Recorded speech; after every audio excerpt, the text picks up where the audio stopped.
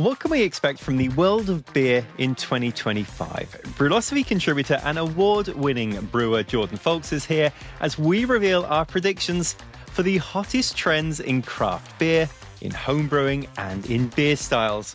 What does our crystal ball say will be hot in 2025? Let's find out. This episode is sponsored by Delta Brewing Systems. More on them in a bit. So, Jordan, we've reached the end of 2024. How has it been for you in the world of beer? I mean, I think that we're making and drinking the best beers we've ever had, and really have been excited about all the sorts of cool beers we've been able to brew and try commercially as well. So we wanted to cover what we think is coming in 2025. And let's start just by talking about craft beer in general. So looking into your crystal ball, Jordan, what do you see? So I think we can both agree that IPAs aren't going anywhere. And so I predict that we're going to continue to see a lot of modernization and evolution in the creation of those beverages, specifically with the application of advanced hop products. I'm talking like the flowables, the concentrated T90 pellets, those types of things. A lot of brewers have really kind of embraced them on the earlier side of the equation. But I think going forward, those are going to start to become more of the norm as opposed to some sort of novelty that you might hear about occasionally. Oh, no, that's interesting. So first of all, which of those sort of products have you been making use of so far? I've been loving Lupo Max, the concentrated hop pellet, and I've been enjoying the flowable products as well, both the Spectrum and the dry hop, as well as Incognito and the dip hop. So what I'll do is I'll actually combine that with like a gallon of hot wort, mixes up really nicely, and collectively, when you're using all of these advanced hop products, you get a really intense hop pungency you just can't get from whole cone or T90 alone. Now, my trend in craft beer is the amount of zero alcohol craft beer that is everywhere. I did an experiment with this where I served it to some of my friends and said, hey, can you tell the difference between Heineken Regular and Heineken Zero, or Stella Regular and Stella Zero? I couldn't tell a difference. Generally, they couldn't tell a difference. And now, just at the end of 2024, there's been a couple of big releases, like on the macro level, Michelob Ultra now has a zero version of it. And then craft beer wise, Sierra Nevada, they often sell these kind of variety pack boxes. Now they have variety pack boxes that have nothing in them except non-alcoholic beers, like the Trail Pass variety pack, which I think has a hazy in it, a Mexican, an IPA, and a golden ale. So I think we're going to see more zero alcohol beers from both the craft side and the macro side in 2025. Yeah, I think one brand has really been dominating the craft side of NA, Athletic.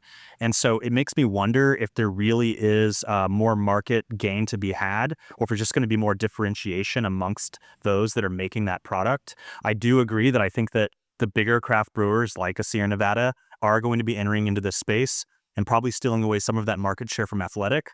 I'm not so sure how much further the overall market ceiling for that can grow.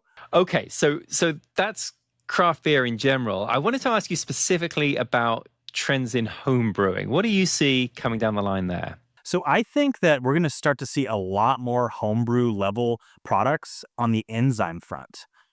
Historically, a lot of these products, such as Clarity Firm, ALDC, et cetera, were only available to pro brewers. And we're seeing a huge change in that regard. And just tons of new enzyme products are being put in the hands of homebrewers and these really bite-sized, vials. So Cellar Science has really been leading the charge, I think, with getting these kind of esoteric additives into the hands of homebrewers, and we're able to make incredible beers and really avoid a lot of the pitfalls that we've had to deal with in a more manual sense for the last, few decades. And I'm all for this one. So, for example, with Clarity Firm, it seems you can either get 1 ounce of Clarity Firm, which is like good for 1 or 2 batches, or you can buy like the big jug thing, which would last me forever. And it does, I think, have some sort of expiration date. So that just wouldn't work out. But yeah, actually having smaller amounts that are sufficient for home brewers, that would be fantastic, because these are all things that are so easy to incorporate into your brew day if you happen to have them, even if it's just insurance for some of these brewers. But getting hold of it in the first place can be the tricky part. So Jordan, if you just had to pick one enzyme that a home brewer should start adopting that maybe they aren't already, what's your enzyme of choice? ALDC. No one wants a buttery beer and it can hit a lager, of course, and it could even hit your IPA using a otherwise clean ale strain. There's nothing worse than a butter bomb, and it's just a really easy piece of cheap insurance. So for me, the thing that I'm expecting to see more in 2025, making beer in much, much less time. So I tried a product called iGulu, which allows you to make a beer in 5 minutes. So the way this works is you just take some water and then there's a pack, an ingredients pack, and you just add it in. So there's some hop extract that goes in, then there is some dry yeast that goes in, and then there's some dry malt extract, some DME that goes in. You don't stir it, mix it, nothing. You just leave it in this water, and then you put it into the iGulu device, which is a fermentation chamber, and then 2 weeks later you pour it out of that same vessel. And I know that More Beer also have their own set of I think it's called flash brewing. They have those as well. So just trying to make this hobby a bit more accessible and a bit easier. And even in the extract days, it would still take me 3 hours to make a beer. I was able to make a beer with literally 5 minutes of effort. Was it the world's best beer I'd ever made? No. Was it recognizable as beer? Yes. Is that maybe a little first step into going further into brewing? Maybe it was. So that would be my expectation. Yeah, well, they say that homebrewing is kind of in a downward slump right now, and that the hobby may be losing some of the fanfare. And I think this is a really good way to get new people into the hobby. The reviews I've seen of these kind of intro just add water kits have been, it makes a pretty good beer. It's not necessarily a GABF gold medal winner all grain beer, but it's pretty darn good for just 10 minutes worth of throwing some water and some powder into a bucket. So I think that I don't think it's going to replace all grain brewing, but I do think it's a really good way to get more people into the hobby with virtually no investment whatsoever. Before we get to the next set of trends, a quick word on today's sponsor, and that is Delta Brewing Systems.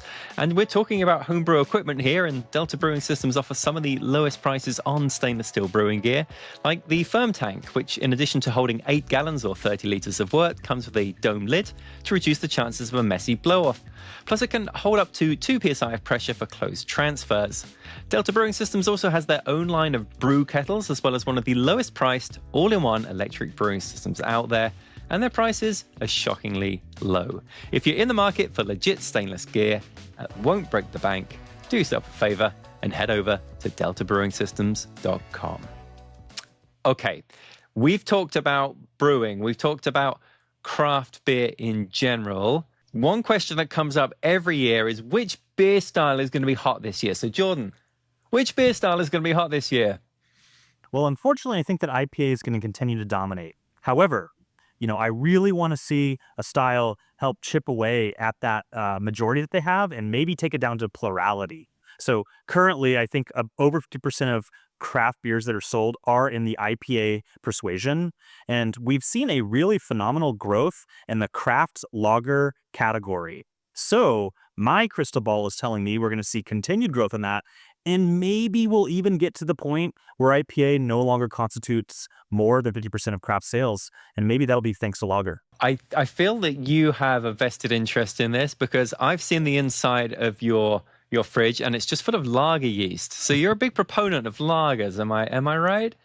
I do love a lager, but there's so many different types to love, be it a really light beer from Germany or a super strong Baltic porter. And heck, you could even make a good IPA with lager yeast. So there's really nothing you can't do with that yeast at this point, it seems. On the opposite end of the spectrum is my forecast. And actually I had a little bit of help from the Food Institute, who suggested that 2025 could also be the year of candy brews. The idea being here that a lot of consumers these days have kind of a palate for alcohol with sweet notes. I mean, just take a look at all of the different products you can see on the grocery stores with hard seltzer and so forth. So some of the breweries are moving into really candy themed beer to really pile on top of that sweet tooth kind of thing. So for example, Flying Dog Brewery have a saltwater taffy IPA. Never tried it. Not sure I want to, but it's there. And then Bolero Snorts Brewery, they have Juicy Pebbles, which is a hazy IPA based on a breakfast cereal. Jordan, is this something you would drink? I would take a sample if it was handed to me, but I would not be paying for even a sample. That is definitely not my style. But Martin, I think your crystal ball might be broken. I think you might be 5 years late on that one. I think that that trend has kind of come and gone when it comes to beer sales. Obviously, I think we'll continue to see some examples of that. But I think that beer is going to have a hard time chipping away at that seltzer market. And I think that those consumers, if they want that kind of thing, I don't think they're going to a brewery for the product. Now, look, the last one that I wanted to ask you about is a bit of a wish list one, like if we had our way kind of thing. So, the trend that we most want to see now, we all have our preferences. For me, could British beers get less of a bad rap? Please, like, could they be slightly fashionable again at some point? That would be really wonderful. The idea of a British beer, it's sessionable. You know, it typically is fairly low alcohol, yet it's pretty high in flavor. That's good. From a homebrewer's perspective, they're easier to make. They don't take very long. The English brewery where I live, it's called Fortnight.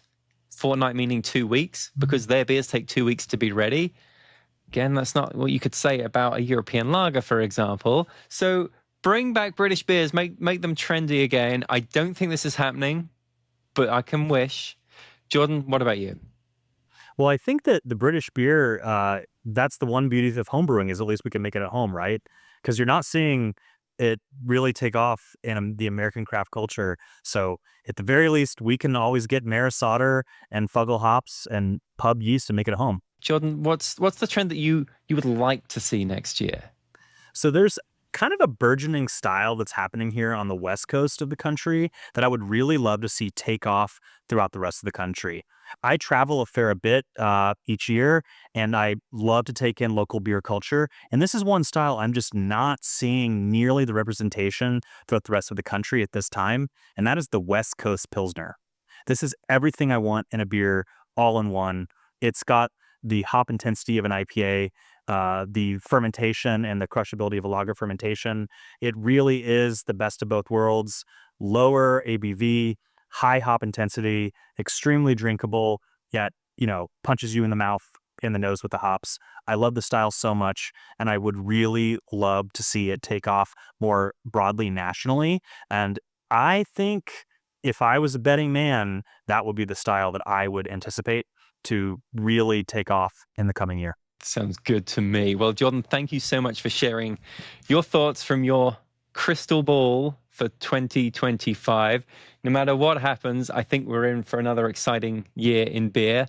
There's always something going on, new styles emerging, old styles coming back into fashion. So we are very much here for that. Now, I mentioned during the video that I think zero alcohol beers are going to perhaps become more and more popular. And if you want to see the video that I referred to there as to us tasting that beer, you can watch that one right here.